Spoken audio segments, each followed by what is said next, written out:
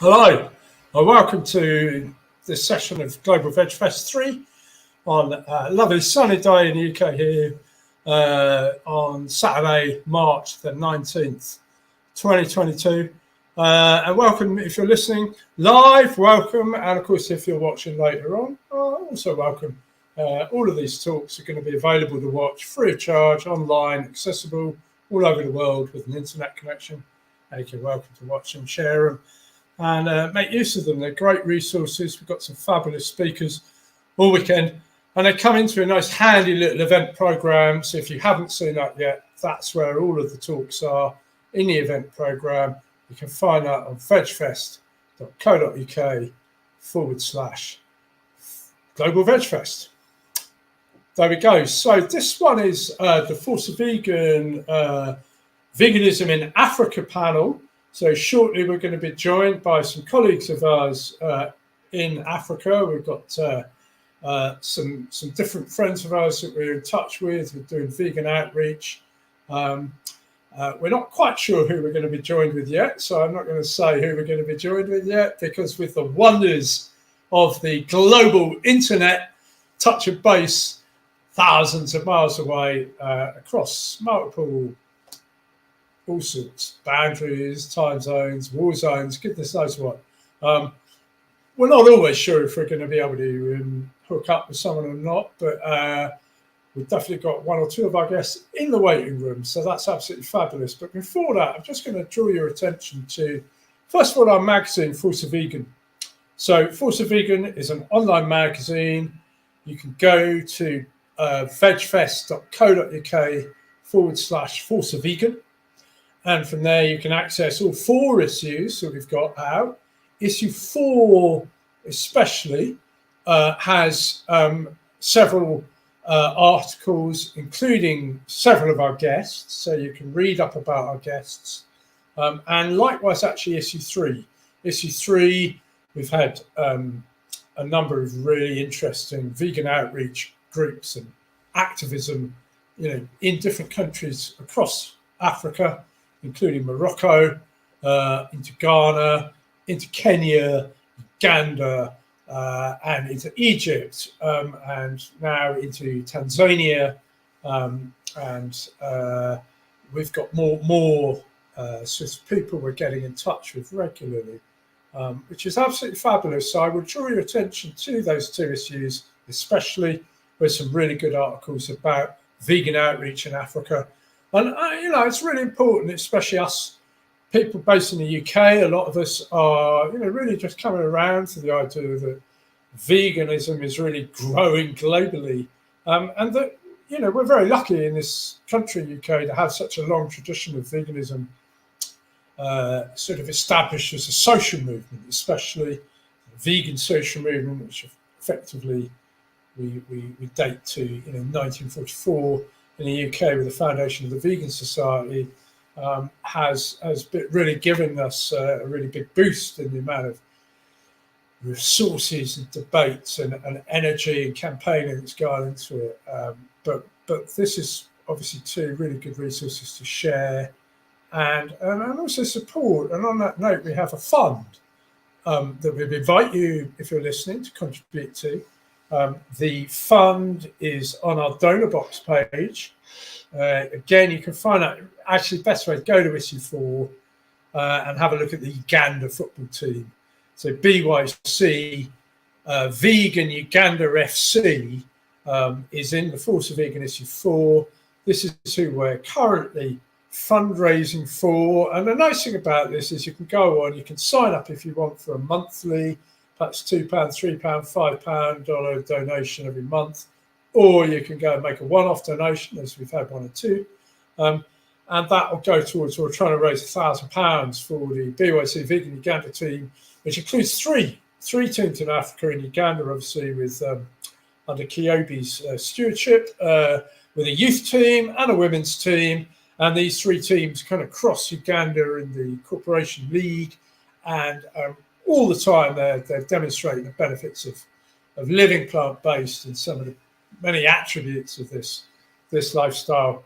They're going into schools, They're really flying the flag, and we're raising £1,000 to help them with kit, with basic equipment, with training equipment, and make sure that the vegan message is really flying loud.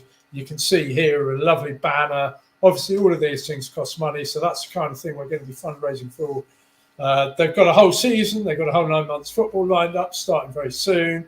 We're going to be trying to support them. So I really encourage you to come along and give us perhaps £2, £3, £5 a month. It's all cumulative. And once we finish this raising for the BYC Vegan Uganda team, we'll be moving on to another vegan outreach group in Africa. There's some fabulous ones. We know that, for instance, Rachel in Nairobi in Kenya, who's doing some really fabulous work, the Vegan Society of Kenya. And of course, our good friend Tboy, who works in Ghana, doing the vibrant vegan festivals. Simo in Morocco, doing the Veg Fest Morocco. Jenna in Egypt with her vegan cafe and all sorts of really exciting projects. So again, I just encourage you, please do. If you want to get in touch, just go to our Facebook pages, our Twitter feeds. You'll find this sort of information on there, or straight to the website, Força Vegan, or also our friends of Veg Fest UK to donate. All right, so there you go. That's Força Vegan. That's our fundraiser. And now we have our first guest. Our first guest, indeed, was featured, and is featured, I should say, in Força Vegan issue 4, Majeed. Majeed is joining us from Ghana. Majeed is a vegan, he's an actor, and he's a travel freak. And Majeed, welcome. Welcome to the show. Hi. Thank you so much for having me. I'm really glad, and it's a great thing you're doing for the Ugandan team. I would really love to visit them one day. Yeah, we wouldn't mind visiting too. I must say, I would love to. And of course, that's something, talking of visiting, Majeed, apart from the fact that you're vegan, which I think we mentioned. Did we mention you were vegan? Yes, we mentioned you were vegan. But also you are a travel freak. That's your moniker, as it were, and Twitter handle. Tell us about that aspect. Yes, so I am a travel freak. That means that I am up for anything traveling, I love watching traveling videos. I love traveling myself. I love seeing new places. I love exploring vegan food, new vegan food, from different places. I love seeing new places, For me, I feel like it's just a way to, it sparks my soul, just either being on a bus or on a train, just headed towards a place that you've never been before, it's exciting, and now I'm trying to make it a way where I can educate other people how to travel ethically, because a lot of people want to travel, but it's just, they end up doing something that is not ethical for the environment, So what a travel freak does is that I try to educate people on how to travel ethically, So instead of traveling and then you'll be riding camels, you probably ride quad bikes, instead of you going swimming with dolphins, you probably go and do something more fun, and just try to leave the animals alone. So basically that is what a travel freak is all about. Yeah. Okay, that's really cool, because that's really important, I think, for people. The two factors. One is, of course, if you're vegan, that is important, that you kind of got some guidance and some idea and perhaps some pre-planning, especially if you have dependents. So if you're traveling with family or, perhaps elderly or small children or that kind of thing. So that's really important. But the environmental aspect is crucial, really, these days, isn't it? To really be. I mean, a lot of people don't. A lot of vegans don't know that a lot of travel activities are not vegan friendly. So you find a vegan going fishing, or going hunting, probably because the family is going, so he or she to tag along. A lot of people don't know, and it's not just about the animals, also how to reduce the use of plastic, on our traveling journey, because people travel from one place to the one place of the world to another place, you know, totally different, and they go and leave plastics, they're going to use plastic, you know. So I am just trying to find ways to make people travel in an eco-friendly way. Wicked, Majeed. And I mean, you're from Ghana, but I think you're from the northern Ghana too, isn't it? How is veganism sort of different? You know, Ghana is a big place, isn't it? There's a lot of differences, perhaps cultural influences. Right. How's veganism fitting into Ghana? How do you see this spreading and growing? Yeah, so the northern part of Ghana and the southern part of Ghana are like totally different places, you know, because when it's culturally and environmentally and traditionally, they are just like totally different, you know, but you can still find some similarities within that, right? But me as a northerner who grew up in the south, I happen to have like to be familiar with all the cultures, you know, with both of the cultures, so I can maneuver my way around the north, I can maneuver my way around the south, you know. And in relation to veganism, actually, our food is more vegetarian, you know, than a lot of people think. You know, the typical Ghanaian food is more of a plant-based food, you know, until the introduction of the KFCs, the McDonald's, and all that, you know. Yeah. So because a lot of our food, like for example, my favorite wache is made of rice and beans cooked together, right? And then we have some cassava flakes, we have like some salad, we have macaroni. That alone, just that alone, is like a full course meal, because you have your protein in there, you have your carbohydrate in there, you have everything in there, right? But it is until recently that it has to be that when you buy the wache, you have to add meat, you have to add fish, you have to add the animal protein. Meanwhile, the food itself alone, we're talking of beans, you know, is already full of protein. So the typical Ghanaian food is already halfway vegan, you know, or more plant-based. So for me, what I always do is that I always try to tell people, I always try to educate people on, what happens if you don't eat meat with this diet, with this kind of meal, you know, what happens, you know. And then they'll be like, oh no, it's that's not how it is. And I always ask, then how is it then? You know, who created the rule that when you're eating this food, you have to eat it with fish, you know? Who created the rule? And at the end of the day, we realize that it's just an invincible rule, you know, that people put there.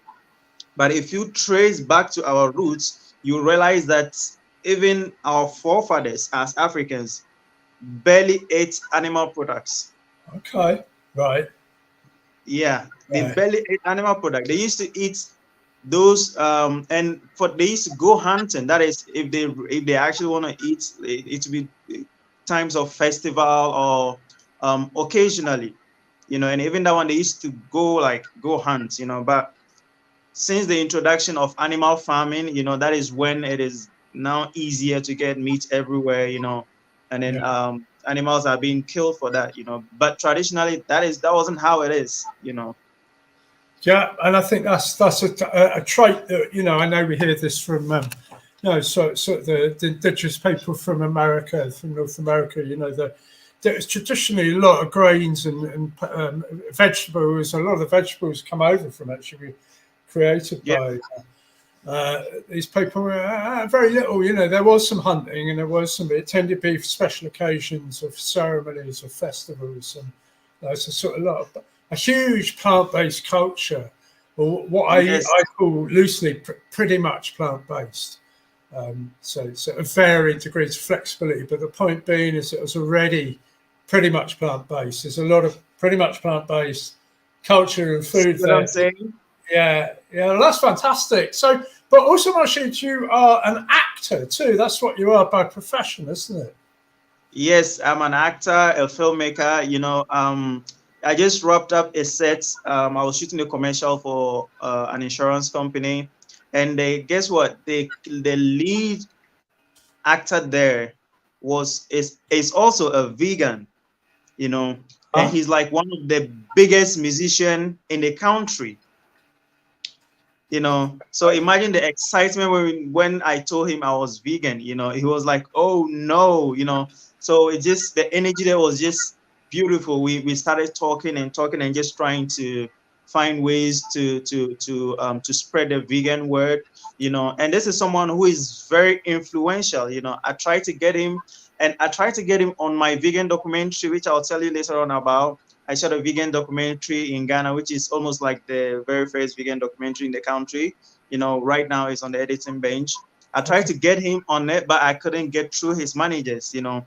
But the Yeah, universe being so good, the universe being so good, we met on set, you yeah. know. Okay. And whilst we were talking, I mentioned it to him, and he was like, "Oh, I'll do it. You know, whatever. So far as it's vegan, I'll do it."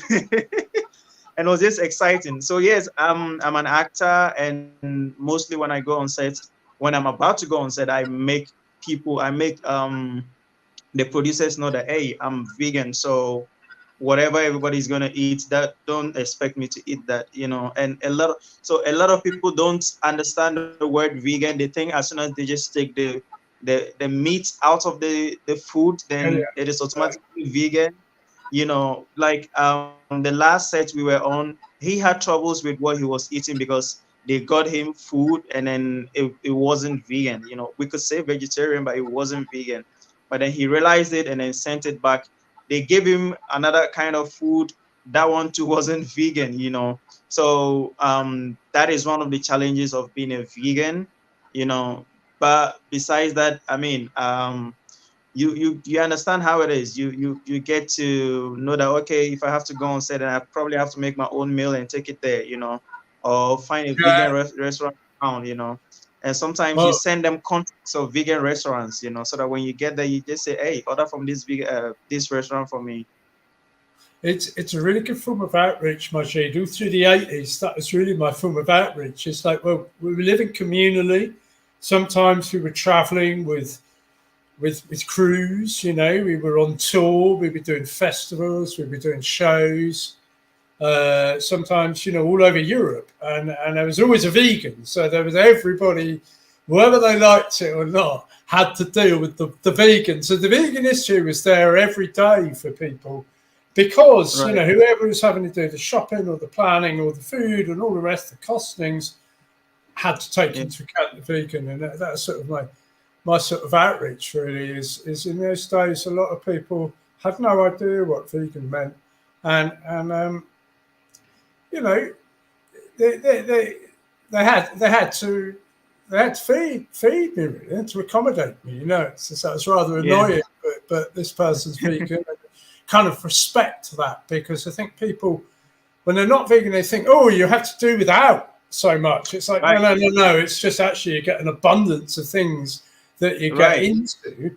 So you're not doing Right. without. You're just actually getting into more Right. because you get more Right. energy Right. and a load of other Right. stuff. But um, And actually, being I a respect vegan it. has But, yeah, being it's a annoying. vegan has even made me more creative, you know, Yeah. in terms of how I cook. You know, right now I can almost veganize every non-vegan food.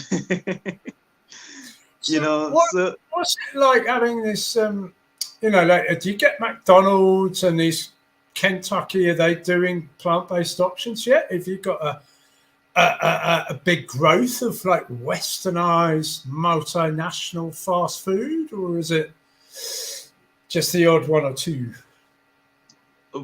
we don't have any plant-based options here in terms of those kind of big companies, and we don't even have like McDonald's non-vegan here. We only have KFC and a few like Chicken Inn, and then the rest, you know. But yes, I went to Burger King, and I asked, do you have Impossible Burger, you know? And Yeah. they were just Okay. looking at me like, what is that? I'm like, oh, a vegan burger. They didn't Yeah. understand what it is, you know. So what we are pleading for is for the vegan community to stretch out, you know, and make provisions of because to be honest, everything is centered in the UK, you know, like day in, day out, you hear that there's a new plant-based option in the UK, and I'm just like, UK is becoming the vegan heaven, you know. But we need that in Africa.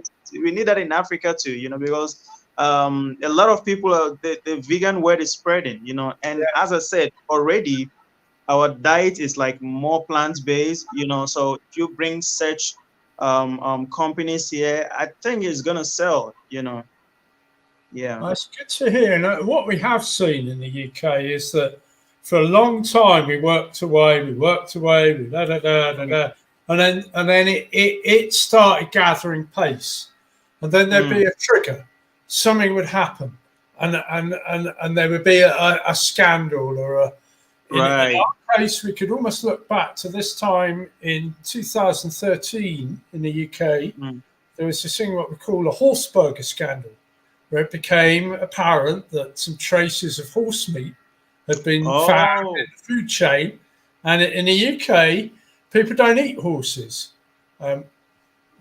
We don't, you know, horses are not food. Whereas in France, horses are eaten quite regularly. They're a standard sort of horse meat is standard. So for some reason, the UK just got really upset about the fact that there was some horse meat turning up in our burgers, and this just triggered a whole wave of interest into plant-based options, and you could really notice it. We noticed it at our shows.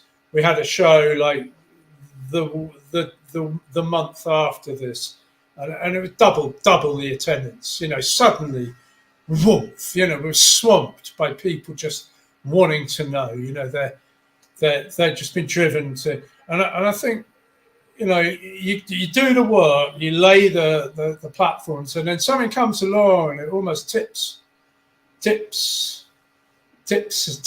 into overdrive. But in the UK, there's a long way to go still. I mean, I would say now estimate that probably 1 in 50 people would be an ethical vegan.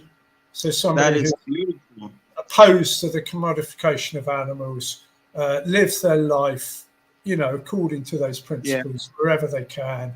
But I would say there's another easy 2 or 3 million, you know, people who are on a plant-based diet, and then another probably 10, 20 million people on what you call a pretty much plant-based diet. Definitely not a plant-based diet, but pretty much maybe adding it 70, 80% predominantly, mainly plant-based, you know, eating plant-based meals most of the week. That's great. But yeah, and that's where we've seen a huge shift is, well, on every level, ethical vegan, plant-based diet, and then a kind of a vague, pretty much plant-based, which is, but in surveys, you know, you see things like 50-60% of kids want to eat more vegan meals. 1% of adults advocating that think it's probably good to eat more meat or animal products. You know, we're almost like 90% of adults will say, oh, you should probably eat less meat or dairy. So these are huge shifts. And I think part of what we're trying to do in the UK is try to encourage vegan activism to grow a bit and to grow beyond our borders and into Africa and Asia and South America. Of course, Veganuary do that. There's a lot of outreach now going into almost every country in the world. And it's just really important that we share these resources, let's find some encouragement and support. But I think what would help? What would you like to see? I mean, obviously within Ghana, it'd be great if more people went vegan, but would you welcome support from, you know, outside of Ghana? Or do you see UK vegans? Yeah, man, like I would encourage everybody to make a trip to Ghana. You know, Ghana is very vegan friendly. We have a lot of fruits and vegetables, you know, just like literally a lot of fruits that you can eat from the farm, you know. Just I was taking a hike with someone the other day, and she's also from the UK, you know, and we passed through this mango trees kind of farm, And then he was asking me, like, she was asking me, who owns this place? I'm like, no, nobody owns this place. Nobody owns the trees like that. If you want to eat the mango, just eat the mango. And that is how blessed we are in Africa and in Ghana. So I would encourage everybody to try to make a trip to Ghana. Ghana is a very vegan friendly. It has a very vegan friendly environment. Most of our food, as I mentioned earlier, is almost plant-based. So yeah, I will encourage everybody to make a trip here. And we need more vegan options, because a lot of people want to transition. A lot of people want to give up the meat and all of that. But there's this kind of fear of, what would I eat if I don't eat the chicken? What would I eat if I don't eat the burger? But if they know that, okay, you can try the Impossible Burger, you can try the just egg, if they know that there are options, I think it will help the community a lot. That's really interesting. And Majeed, just before we wrap up, you've been to Tboy's things too, isn't it? It's Tboy who put us in touch.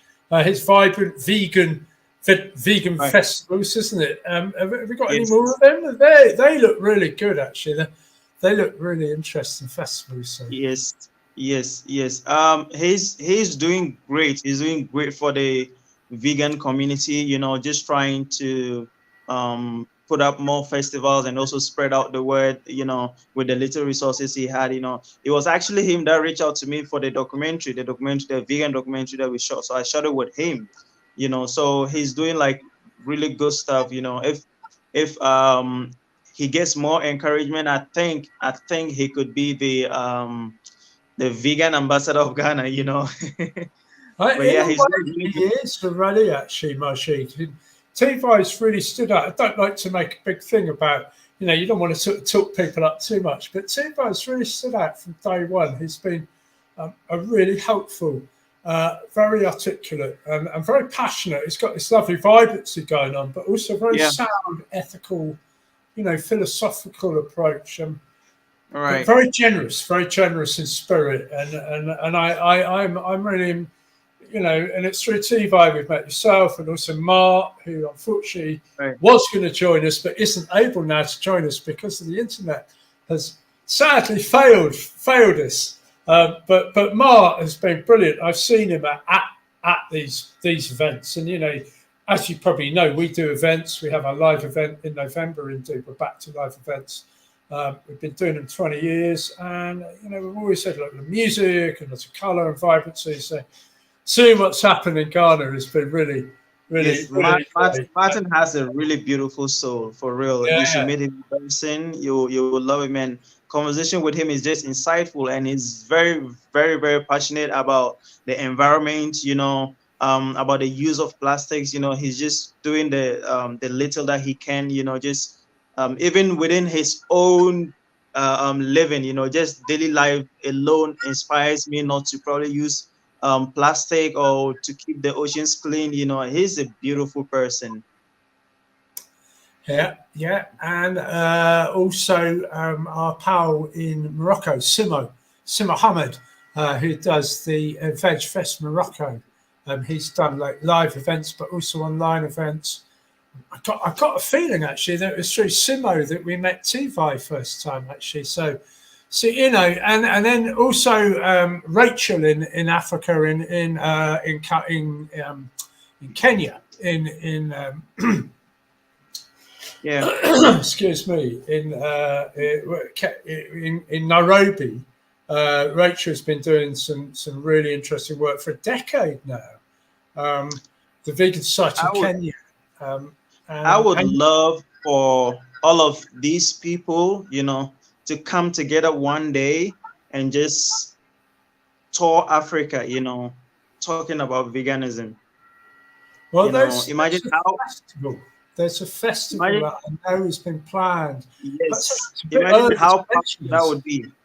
There's one in Uganda. There's some people in Uganda, and obviously we work with a bit with Kyobi in Uganda with the football team. But separate from that, an organisation looking to host a big vegan festival in Uganda later on in the year, I think in August.